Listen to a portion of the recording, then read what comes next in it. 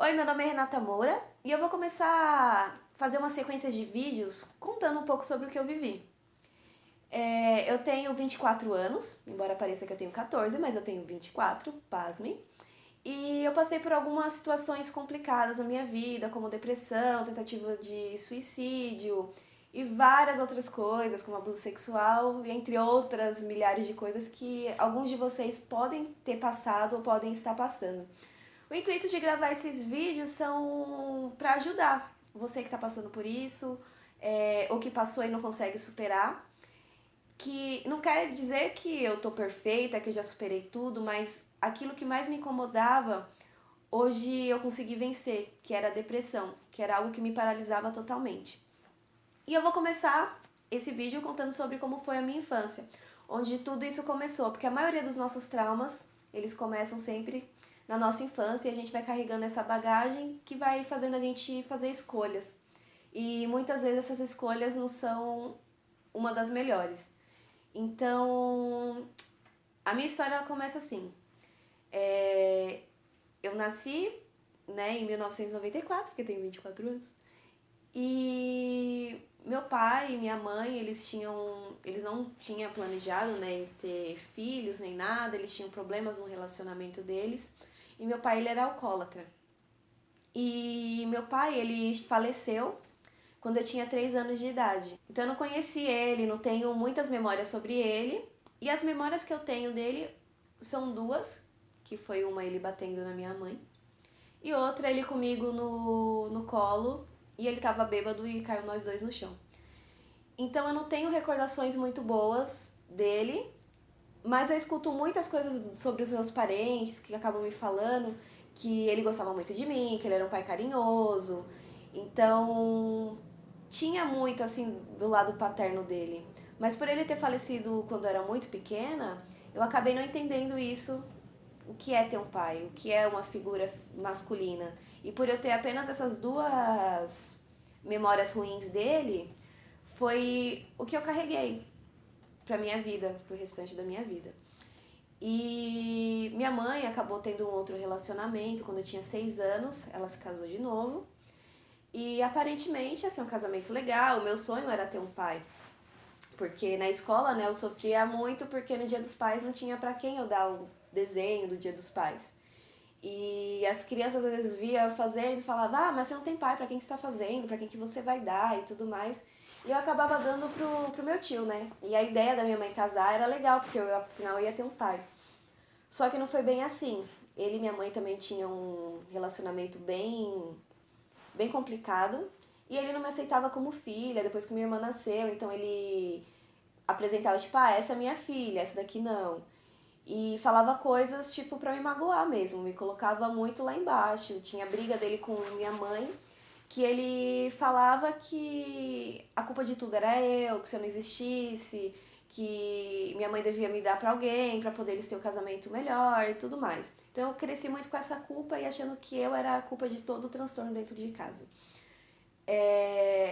E tem um fato em especial que é algo que eu lembro até hoje, que um dia no carro, no dia das crianças, ele perguntou pra minha irmã o que ela queria ser quando crescer, e ela falou que queria ser veterinária. E ele falou, isso aí, você vai ser veterinária, que não sei o que, deu um apoio. Aí perguntou pra mim. E daí eu falei, ah, eu quero ser artista, quero ser ou atriz ou vou querer ser cantora. E ele falou assim, ah, você nunca vai ser isso. Eu falei, ah, também quero trabalhar na televisão. E ele falou que eu nunca ia conseguir ser isso, que eu não ia ser nada, que eu não ia ser ninguém. E isso foi algo que marcou muito a minha vida.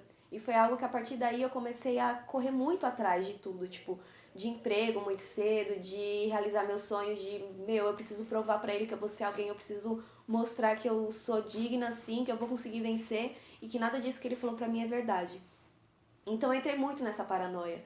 Então ele sempre fazia, tinha alguma forma de me menosprezar, de me colocar lá embaixo, de lembrar que eu não tinha pai. Então minha infância inteira foi baseada nisso, de tipo, ah, e se meu pai estivesse aqui?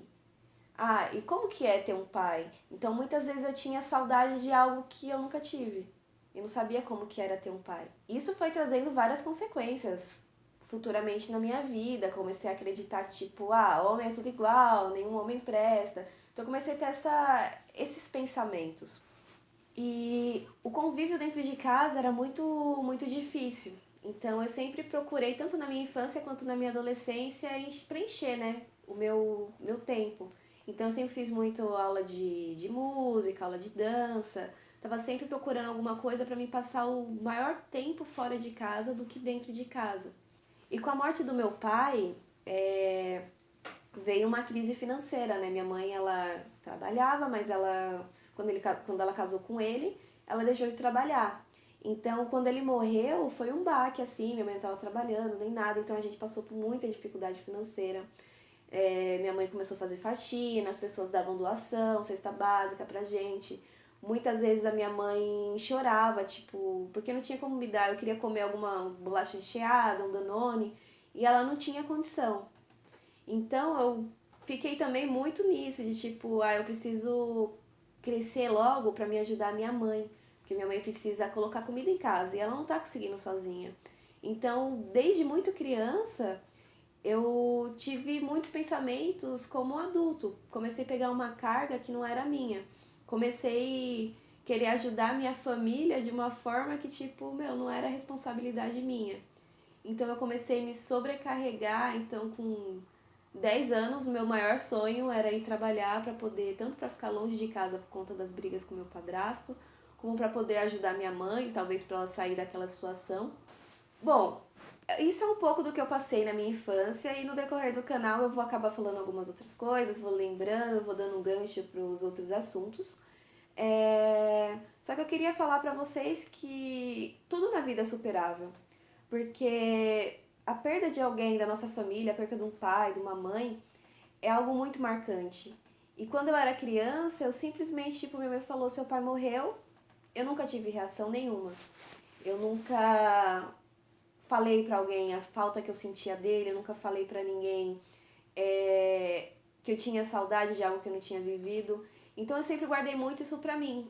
E eu sofria sozinha, sofria quando tinha as brigas em casa, que eu parava, eu pensava, por que Deus fez isso comigo? Porque eu não tenho meu pai, se ele tivesse aqui seria algo totalmente diferente. Só que hoje já é algo normal. Hoje não tenho mais aquele sofrimento de todos os dias dos pais pegar e chorar e postar foto chorando com textão. Não, hoje em dia pra mim é algo que passou. É algo que eu vou ter sempre na memória. Tenho memórias ruins dele, mas eu penso sempre agora em que ele era um bom pai. Se ele tivesse aqui, ele não ia querer que eu sofresse, seja por ele ou por qualquer outra coisa.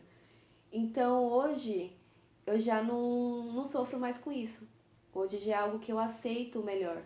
Então tudo na vida é superável. Você não tem que esquecer aquela pessoa que você próxima de você, seu pai, sua mãe, seu irmão, alguém que você amava. Porque o que resta é as lembranças. E é melhor a gente viver das lembranças boas que aconteceram do que ficar sofrendo por algo que não aconteceu. Beleza? É esse o meu primeiro vídeo. No próximo vídeo eu vou falar um pouco sobre como foi a minha adolescência. Beleza? Valeu! Segue aqui, curte aqui o negócio, não sei falar ainda, tô aprendendo esse negócio, mas comenta, curte, me segue no Instagram, @RemouraDias. Valeu, tchau!